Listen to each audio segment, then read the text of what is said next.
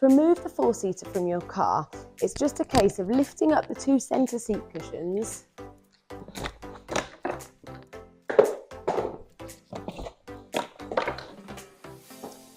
and then I normally just get a bit of slack on the harness just to get them out of the way. And then there's a clutch on this ratchet adjuster that you squeeze in and push all the way back, and then you'll hear that click, and then the end of the strap is here, so you just pull that and that will just unwind through the spindle. So get everything out of the way, squeeze the clutch, push it back, hear the click, pull the strap. And then you'll probably want to move your driver's seat and passenger seat forwards, because to remove the legs, they can come forwards quite a way, so you'll want as much space in the back.